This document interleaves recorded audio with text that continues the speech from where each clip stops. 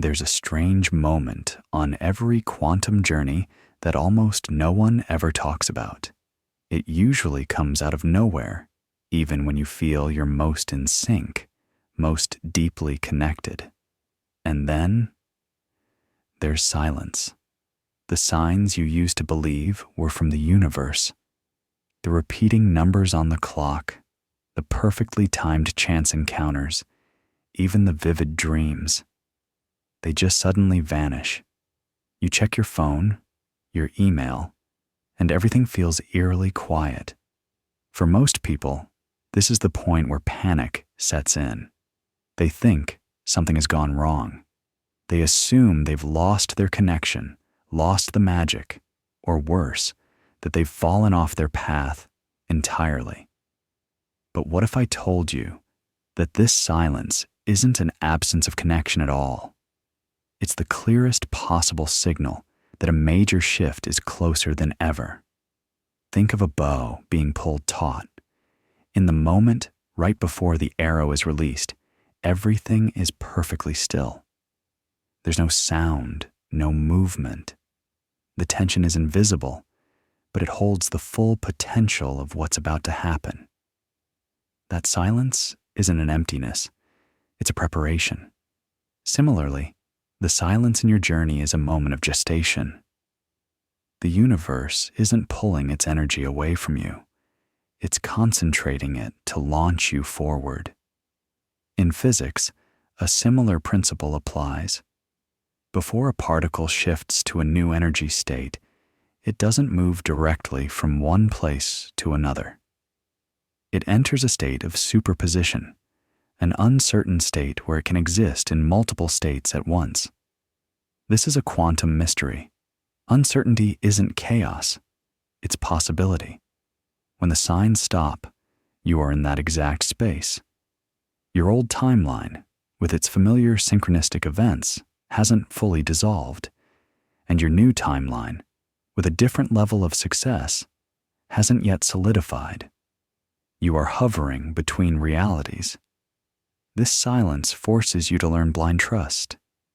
The human brain craves evidence. We are hardwired to look for external signs to validate that we're on the right track.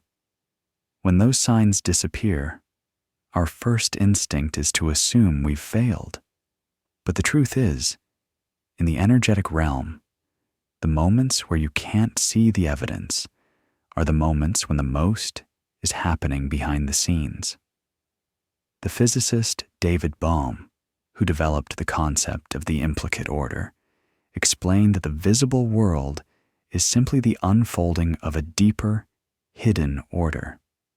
What you call silence is simply the implicate order rearranging itself to birth your next expansion. Spiritually, the mystics have always understood this.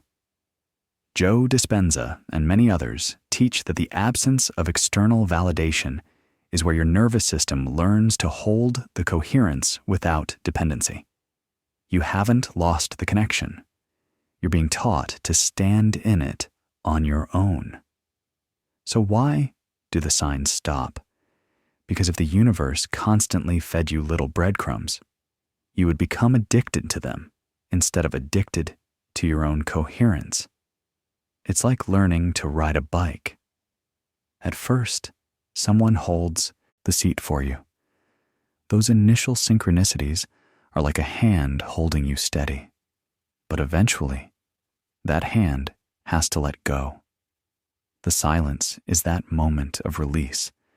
You may wobble, you may be scared, but it is in this liberation that you prove you can carry your own frequency.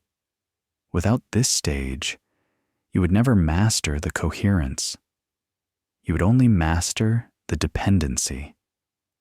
The silence is not an absence. It's the assurance of something about a breakthrough. Stillness isn't the end of the change. It's the confirmation that the arrow is about to fly. But before a big breakthrough happens, have you ever noticed you experience emotional chaos instead of peace? One day you feel unstoppable and inspired, and the next you're plunged into doubt, anxiety, or despair. This emotional turbulence confuses so many people, and they mistakenly take it as a sign of failure. But it's a paradox. The surge of emotion is not evidence of failure. It is evidence that a quantum shift is underway. Let's go back to quantum mechanics again. Particles hang in that state of superposition, existing in multiple possibilities at once, and right before they collapse into a single reality, there's a certain instability. This is exactly what is happening inside you. When you're on the verge of a quantum leap, your consciousness is hovering between two timelines, the old reality and the new one. The emotional volatility you feel is the biological equivalent of that quantum superposition state. You are oscillating between worlds. Neuroscience has the answer too. Your brain works through predictive coding. It's constantly creating a model of reality based on your past experiences. As you prepare to step into a new reality, that predictive model pushes back. Your subconscious puts out emotional warning signals to try to keep you safe inside the familiar. That sudden surge of doubt, fear, or sadness is not proof that you are going in the wrong direction. It's your brain trying to recycle the old you. Spiritually, these inner storms are seen as a passage, not a roadblock. They are the old frequencies surfacing to be released, because they cannot come into the new timeline. Imagine a rocket preparing to leave Earth's atmosphere. Right before it breaks through, it experiences the greatest amount of drag. But that drag is proof that liftoff is imminent. And then there's the final test. Most people believe that when life suddenly throws challenges at them right before a breakthrough, it must be the universe testing them. But the truth is, the universe isn't testing you. It is mirroring you. What feels like a final test is actually your own subconscious replaying the final echoes of your old identity. This is not an external punishment. It is an internal patterning. According to neuroscience, these old patterns are triggered one last time when you are on the brink of a new reality. Why? Because your brain is trying to hold on to the familiar. It creates familiar scenarios, arguments, fears, doubts, not because they are real threats, but because your nervous system has been wired to equate the familiar with safety. From a quantum standpoint, this final test is simply the collapse of old wave patterns.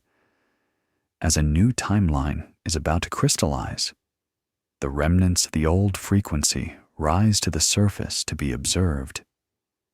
It's like in alchemy, where the impurities have to surface in the fire before the pure gold is revealed. By recognizing and reacting differently to these challenges, you prove that you have already transformed.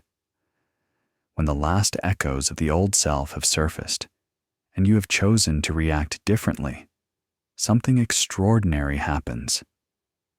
Your nervous system resets. You move from chaos to coherence, from survival to creation. If you've ever experienced that deep, strange calm after a storm, you know exactly what I'm describing. In neuroscience, this moment is linked to the parasympathetic nervous system, the branch responsible for rest, healing, and integration. As you stop reacting to the old patterns and embody your new frequency, your body shifts into a parasympathetic dominant state. Joe Dispenza calls this moving from survival to creation. It's a state where the body is no longer signaling danger, but coherence. Quantum physics gives us another view. When a system stabilizes into a new state, it goes through chaos, and then the calm comes. That's the biological feeling of you settling into your chosen timeline. After going through this process, One thing you must do is persevere. This doesn't mean doing more, but being more. Being more consistent in your internal coherence, more loyal to your energy, and more relaxed in your trust. This consistency creates new neural pathways in your brain, making the new state more automatic. When you do this, you are not just experiencing a one-time quantum leap, but learning to live in a state of continuous change, where growth and manifestation are unending processes. Remember, you are not alone on this journey. We all go through these moments of stillness and chaos. They are an essential part of the maturation process. The silence is not an absence, it is a promise. The chaos is not a sign of failure. It is evidence that a shift is happening. Be patient with yourself. Trust in the power within you. Because it's in those toughest moments that you are creating the grandest version of yourself. If this message resonated with you, leave a thumbs up so I know. And if you want to continue exploring the mysteries of the spiritual and the scientific, make sure you're subscribed. I'll see you in the next video.